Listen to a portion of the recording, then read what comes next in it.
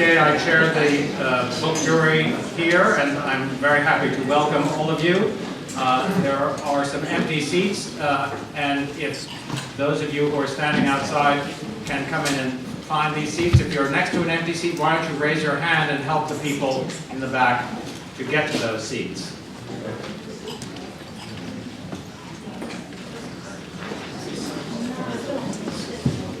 So I'd like to welcome all of you here this evening. Thank you for coming. I want to start by thanking my fellow jurors, whose names you'll find in the program, for another year of a very stimulating series of discussions, which I always find much more interesting than I imagine any book club can be. I also want to thank two trustees who've been very involved in our book awards, Ellen Iseman, who supports the book awards, and Jenny Lawrence, who is going to speak a little bit later, who has supported and started the Hornblower Prize, which is for a book author who is also writing about New York. And I thought that our winners and perhaps everybody else would be interested to know what the process is. How did we get this down to the three winners of this year? This year we considered about 150 books that were published in 2011 about New York. Every year there are somewhere between 150 and 200 that are published about topics large and small, familiar and new. And we always look for books that will give insight into an aspect of New York life, past or present, and that will be enjoyed by library members. We are not obliged to give books on any fixed topics, so we never run the risk of the embarrassment of the Pulitzer judges who couldn't find a novel that they wanted to award this year. You may have noticed that last week the mayor announced that the city is now going to give prizes for authors of books about New York. They're going to give prizes that honor authors living and dead for their total work, not for any particular book. And I was interested to see in the first list of authors living and dead how many of them had a close association with this library. And in due course, we hope that some of the authors whom we have given prizes to will be on the city's list as well. So the jury helps us separate the books that are authoritative and original from those that are derivative and error-filled. And every book that comes to us, we start by having at least one juror read, and if there's a positive vote on that, we have more jurors read, so that by the time we get to the semifinals, the most promising books, we seek to have every juror read each of those books, and then we come to our decisions by consensus. The list of jury members, which you have, includes all of us who are active in the New York literary world as either authors, editors, journalists, or publishers, and perhaps you have read some books by some of us. This year's winners testify to the diversity and specialization of the books that we review and have found outstanding. And this year, we're going to have three of our jurors introduce each of those books, because we have jurors who are specialists in the topics that the award winners have written. And has Mr. Cole arrived?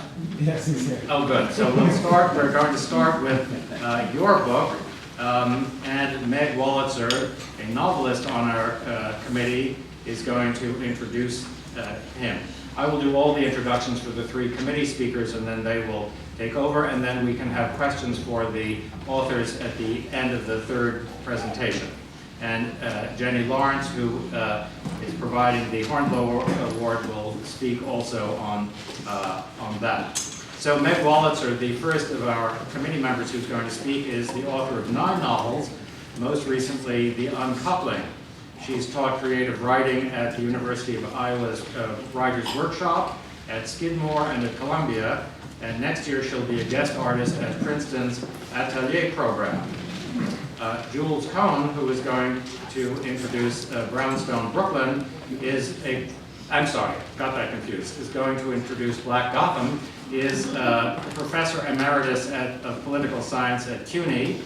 He's been a member of the Joint Center for Urban Studies at Harvard MIT, and he's the author of The Conscience of Corporations and numerous articles in scholarly and popular journals and magazines. And Andrew Dolkart, who may or may not get here because of a torn meniscus, is indeed going to introduce Brownstone Brooklyn. If he gets here, if he doesn't, I will do that. But just to let you know who he is, should he limp in here, he is the director of the Historic Preservation Program at Columbia and the James Marston Fitch Professor of Historic Preservation at Columbia School of Architecture, Planning, and Preservation. He is a historian on the architecture and development of New York City and has written several books, and we have twice given awards to his books, to Biography of a Tenement House in New York City and Row House Reborn. So after he received 2 awards, then we put him on our jury. So for you first-time winners, there's a larger hope for you as well. So I will turn this over to Meg, who will do the first of the introductions of our awardees. Thank you.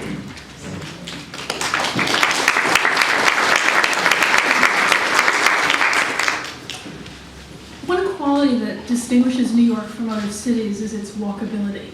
Or more than that, its siren call invitation to be walked in, its irresistibility for the potential walker.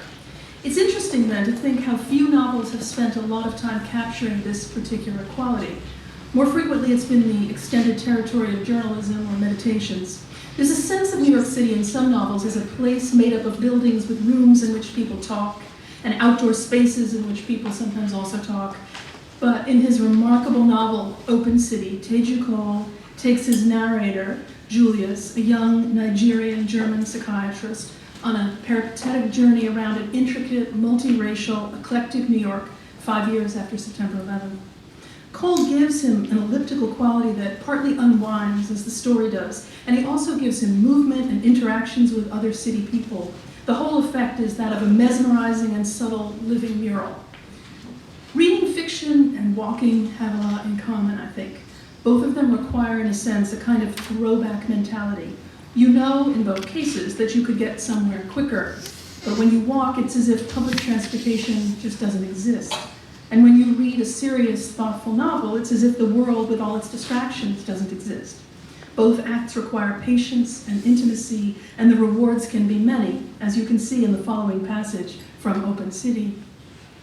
That afternoon, during which I flitted in and out of myself, when time became elastic and voices cut out of the past into the present, the heart of the city was gripped by what seemed to be a commotion from an earlier time. I feared being caught up in what, it seemed to me, were draft riots. The people I saw were all men hurrying along under leafless trees, sidestepping the falling police barrier near me and others farther away. There was some kind of scuffle some 200 yards down the street, again strangely noiseless, and a huddled knot of men opened up to reveal 2 brawlers being separated and pulled away from their fight. What I saw next gave me a fright. In the farther distance, beyond the listless crowd, the body of a lynched man dangling from a tree. The figure was slender, dressed from head to toe in black, reflecting no light. It soon resolved itself, however, into a less ominous thing. Dark canvas sheeting on a construction scaffold, twirling in the wind.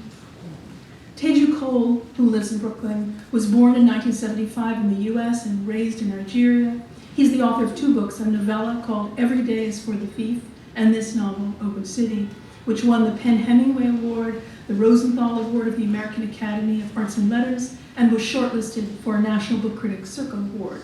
His work has appeared in the New York Times, the New Yorker, and Tin House, among others. He's a writer, an art historian, and a street photographer, and distinguished writer-in-residence at Bard College. I should mention that a part of this novel includes a detailed walk around Brussels, and I hope that Brussels is sensible enough to give him a prize as well. But in the meantime, we are very happy to present him with this award tonight.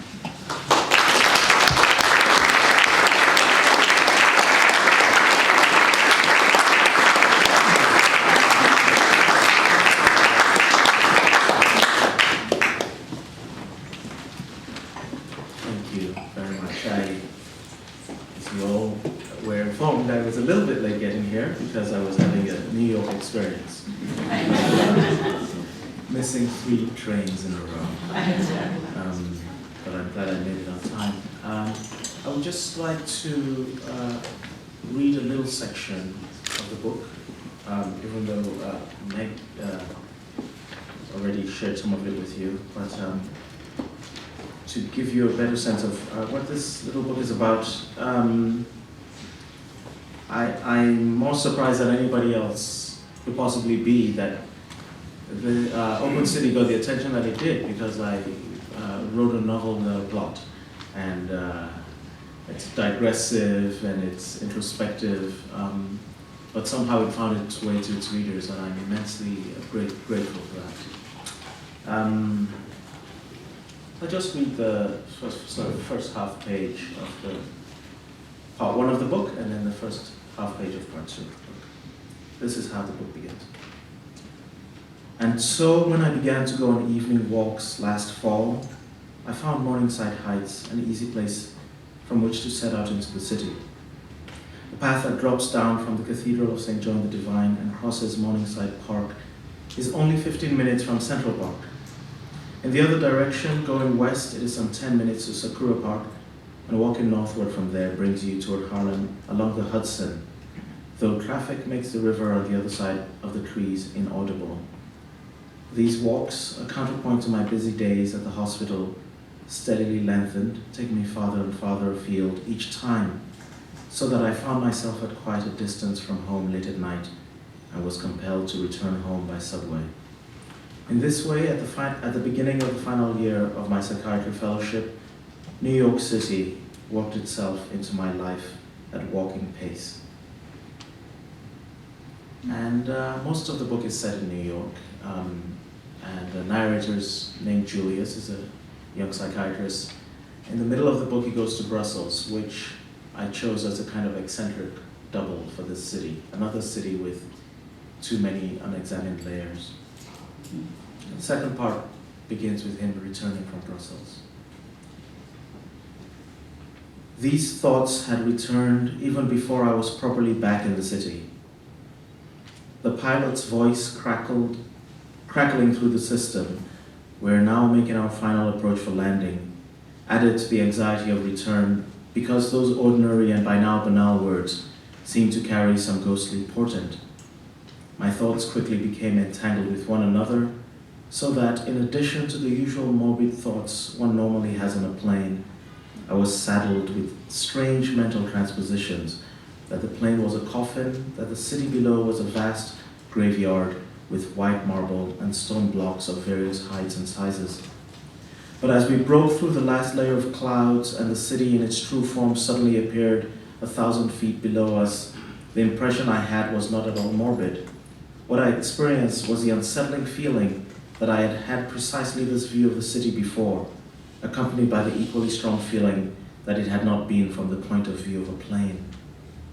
Then it came to me. I was remembering something I had seen about a year earlier, the sprawling scale model of the city that was kept at the Queen's Museum of Art. The model had been built for the World's Fair in 1964 at great cost, and afterward had been periodically updated to keep up with the changing topography and built environment of the city. It showed in impressive detail, with almost 1 million tiny buildings and with bridges, parks, rivers, and architectural landmarks, the true form of the city. The attention to detail was so meticulous that one could not help but think of Borges's cartographers, who, obsessed with accuracy, had made a map so large and so finely detailed that it matched the empire's scale on a ratio of 1:1. A map in which each thing coincided with its spot on the map. The map proved so unwieldy that it was eventually folded up and left to rot in the desert. Our view from the plane as we banked over Queens itself brought all of that back to mind, and in this case it was the real city that seemed to be matching, point for point, my memory of the model, which I had stared at for a long time from a ramp in the museum. Even the raking evening light falling across the city evoked the spotlighting used at the museum. On the day I had seen the panorama, I had been impressed by the many fine details it presented. The rivulets of roads snaking across the velvety Central Park, the boomerang of the Bronx curving up to the north, the elegant beige spire of the Empire State Building, the white tablets of the Brooklyn piers, and the pair of gray blocks on the southern tip of Manhattan, each about a foot high, representing the persistence in the model of the World Trade Center towers, which in reality had already been destroyed. Stop. Thank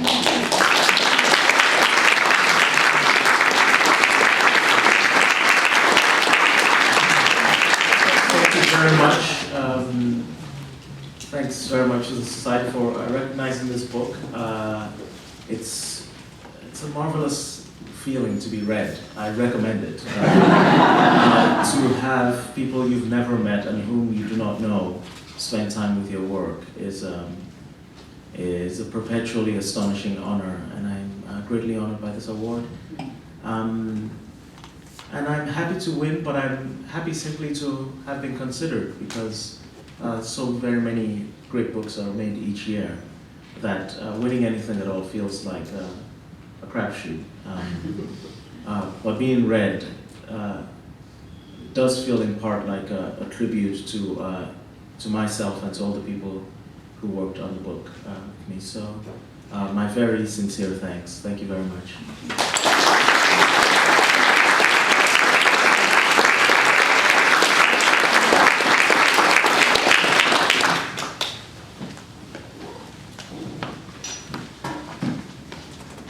I really like this book.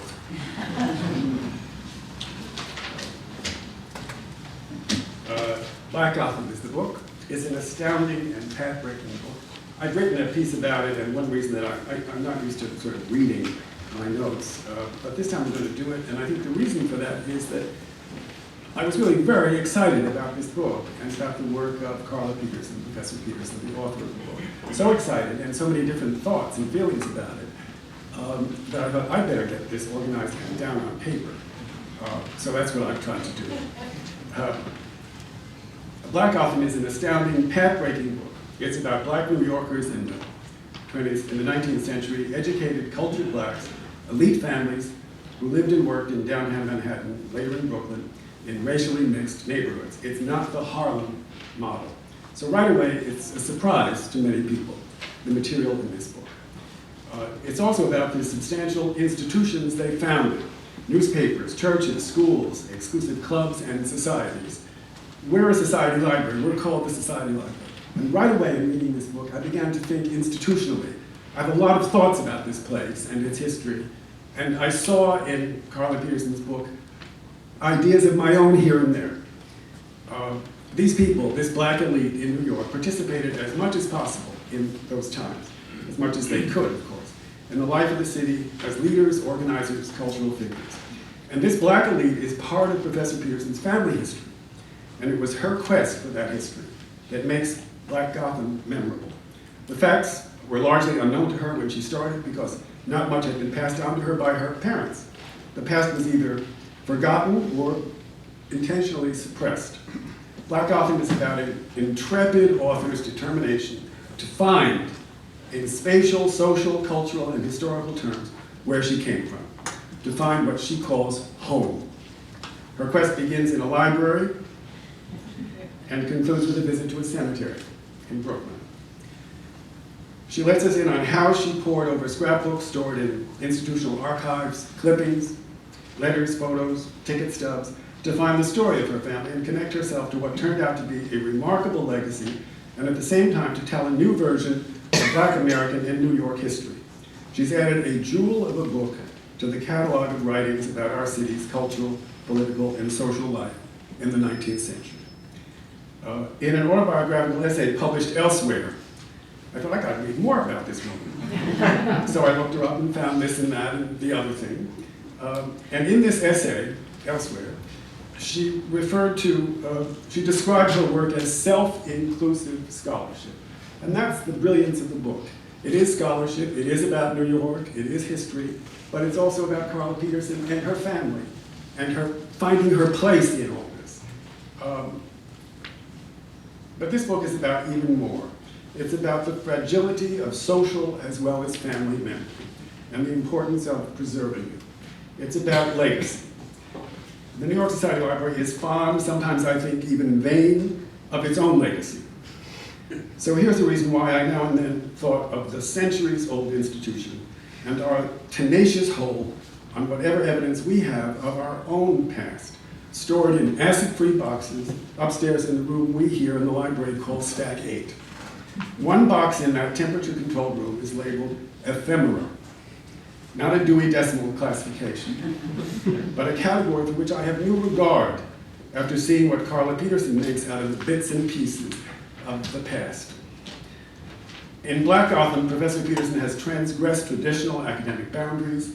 She's an academic for sure, but after studying some of her other writings, I realize she can't be cubbyholed. She teaches English, but she's also written about history, feminism, 19th century French and English novels. And an earlier book of hers, I think it's the first, is called The Determined Reader. And over the past several weeks, I have been her determined reader, challenged, impressed, and amused by her dexterity with the latest methodologies of structuralism, post-structuralism, deconstruction, critical theory, gender studies. Don't get nervous, it's not in this book.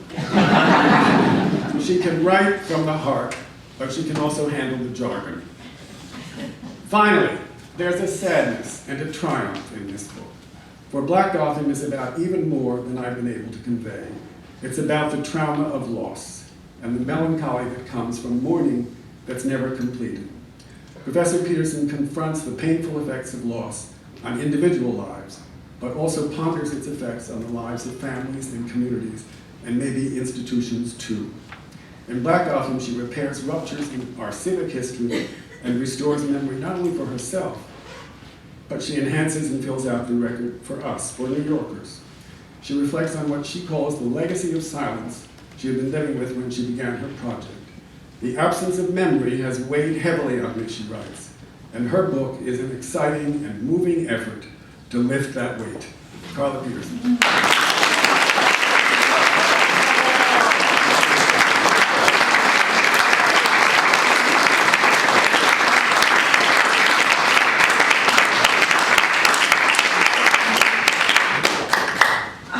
Good evening, everybody. So I just met Jules tonight, but he's left me speechless. He said everything that I wanted to say, so I could just say thank you and sit down. Why'd you do that? Anyway, good evening to everybody, and it's a real honor for me to be here and to have been the recipient of the New York Society Library Prize in History. The best prizes are the surprises, the ones that surprise. And this was certainly a surprise to me to get a prize and then also to have it be in history because, as Jules said, I'm not a historian, but I'm a trained literary critic. So thank you to the library and thank you to the jury as well.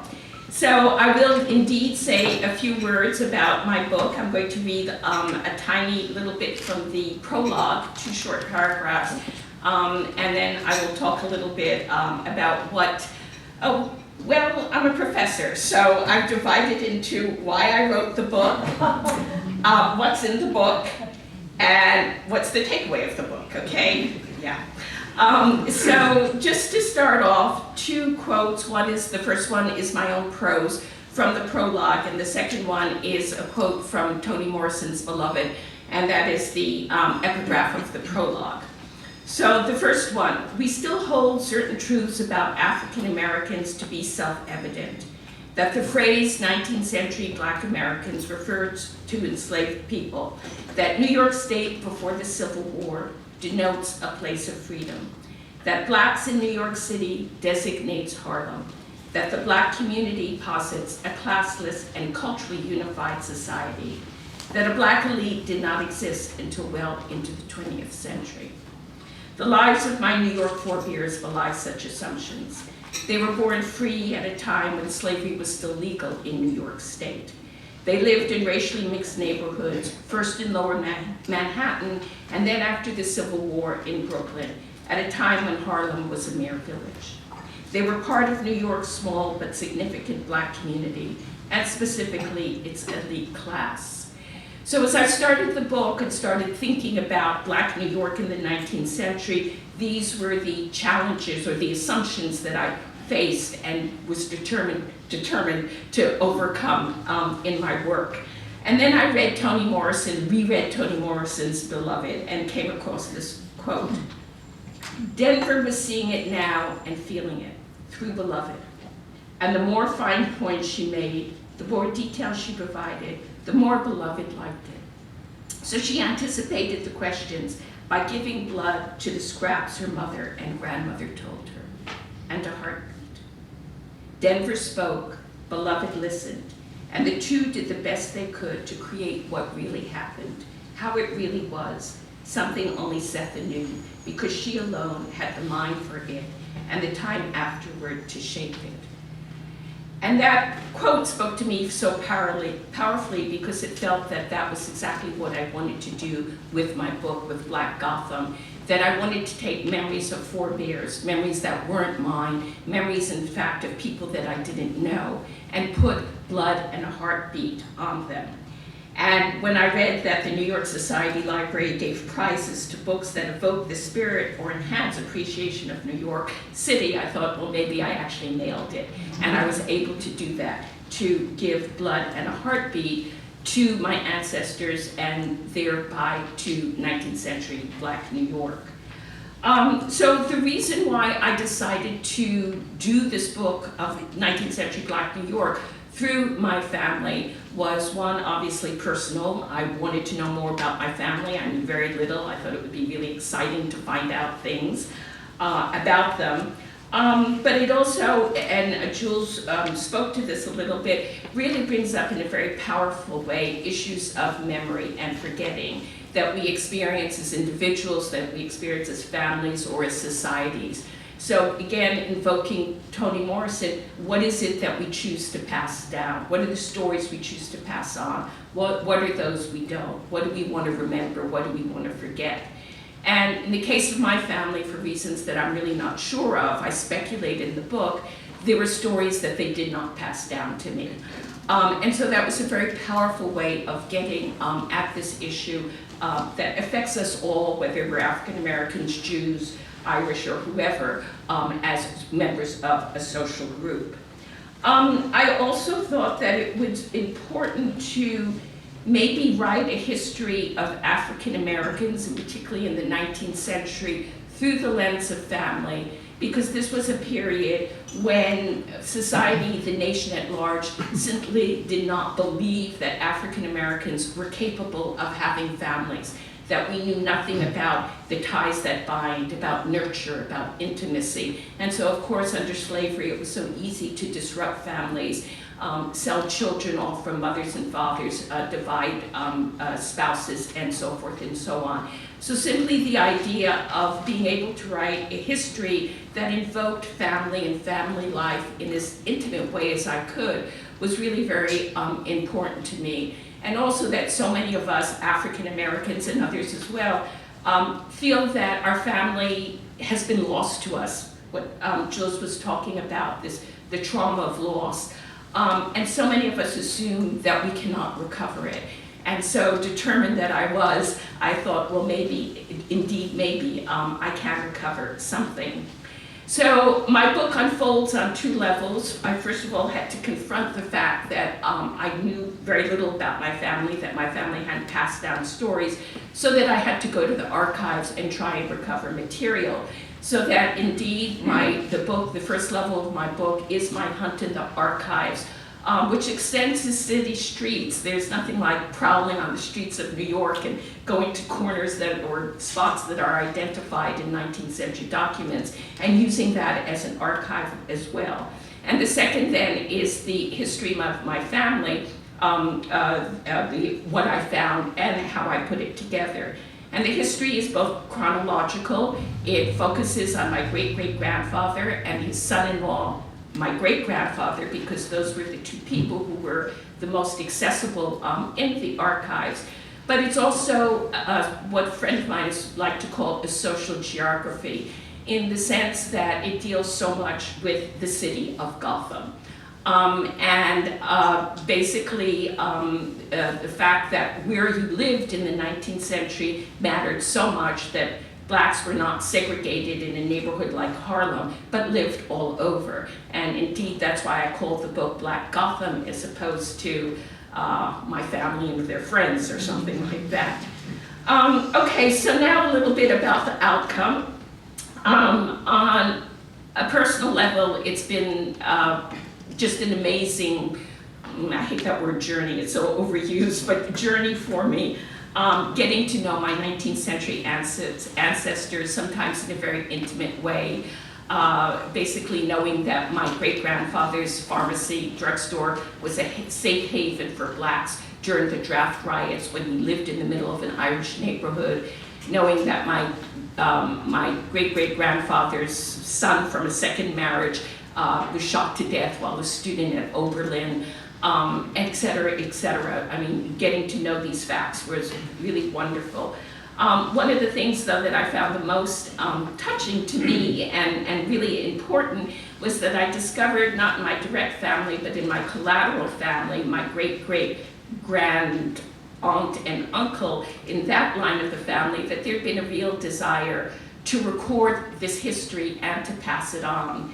So my desire to write this book actually goes back to my great-great-grand uncle, Albro Lyons, who wrote at one point that he always wanted to write the history of the men of his generation, and that he would call it The Gentleman in Black. And he said, I never got farther than the title, which is The Gentleman in Black. So then he said to his daughter, Maritza Lyons, that he wanted her to write the story for him. And she wrote an 85-page draft, which is now in the Schomburg Center, where I found it and poured through it and found a lot of information. And she called it Memories of Yesterdays, all of which I saw and part of which I was, an autobiography. But it's a draft and it was never published. So that to me was my legacy or my inheritance and what I felt that I had to do. Of course, then there is my connection to the city. As I said, now I feel very rooted from having grown up abroad. I spent my formative years out of this country in Beirut, Lebanon, and Geneva, Switzerland, where my father worked in international public health. And I never felt rooted, and indeed, I found home when I came to New York. And man, do I feel like a Gothamite, I really do. And just to close, I really took to heart what was said before about having readers. So I've discovered readers, and I've made friends. And so I want to, I've given a lot of book talks, and so people come up to me after and talk to me, and they've become my friends. Some of them almost my stalkers. So he knows who I'm going to call out. There's Stanton Biddle over there. There's Michael Adams. There's Prithvi. There's Amelia. All of these people who've come to talk after talk that I've given. How many? 4 or 5? I don't know. And it's just been wonderful knowing how much they care about the book. And the last thing that I'm doing, which is, I hope, making friends, although not on Facebook, is I've set about creating a digital archive as a way of reaching even more people. So the launch is planned for May 20th, although who knows. And the archive is Black Gotham Archive. So if you're interested in finding out more about my ancestors, you can log on to that after May 20th. But that to me is a way of even, as was said before, of even having more readers, accumulating more readers, and enjoying the interaction, the interplay that comes with my readers. And I think some of them are actually going to become writers through the digital archive. That's my hope, to turn my readers into writers. So once again, thanks so much for the award. Truly, truly honored. Thank you.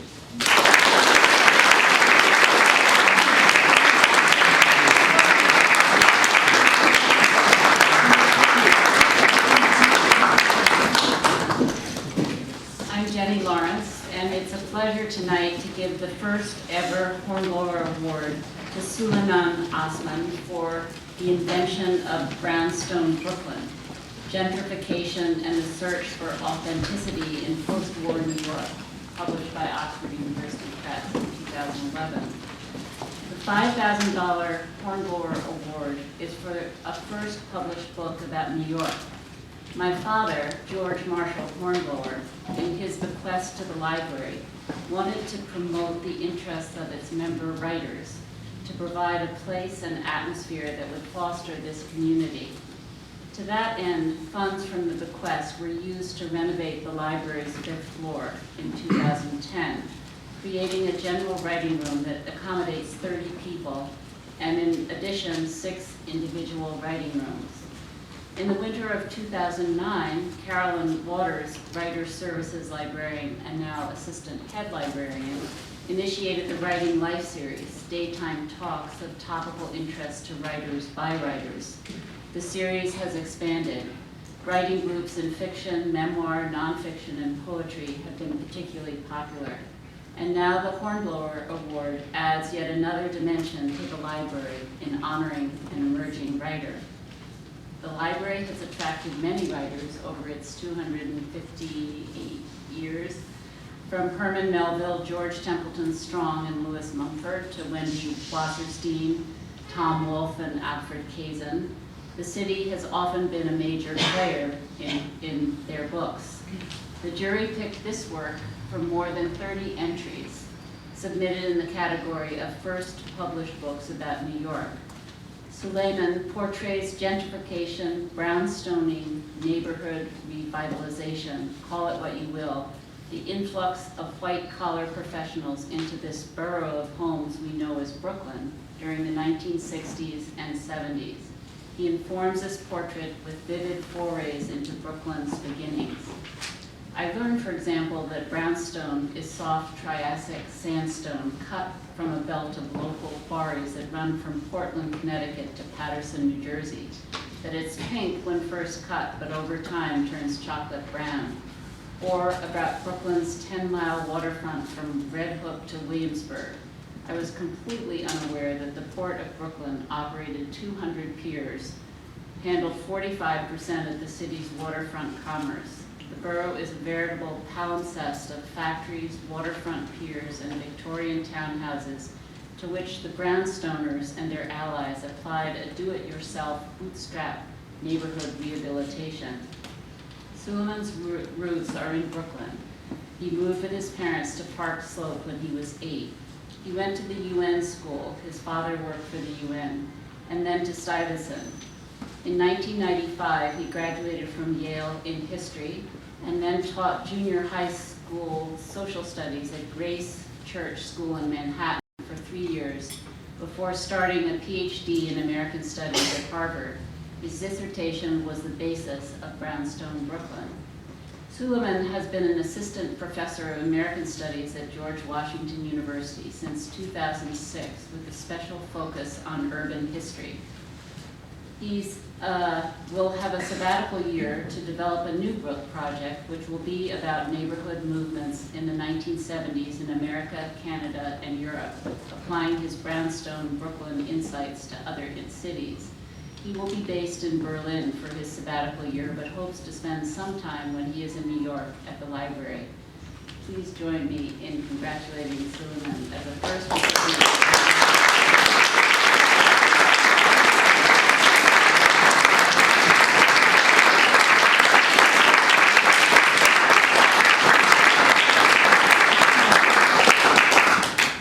So, Andrew, have you come? I guess the meniscus was more than he could bear to be here, although he was very enthusiastic and hoped he could. So I'll just say a few more words, although there's not much more that I need to say. But among the things that we particularly enjoyed about this book was the rich scope of the history that was examined, including the entire literary history of Brooklyn, and in this era when everybody seems to be searching for authenticity, Professor Iseman found how little there really is in Brooklyn in these neighborhoods, and how much was really an invention of the people who were moving in and trying to create both a new identity for themselves through a kind of validation of creation of an older identity that these parts of Brooklyn really didn't have, or at least not to the extent that they claimed, either architecturally, historically, or in terms of the people who used to live in those neighborhoods. So we found that the book has a lot of humor as well as many other great qualities that made it a pleasure to read and gave us all fresh eyes as we look at these new hot parts of Brooklyn that make us who live in Manhattan feel inadequate today. And also as we watch the pace of gentrification, or whatever else you may want to call it, move through other neighborhoods beyond the ones that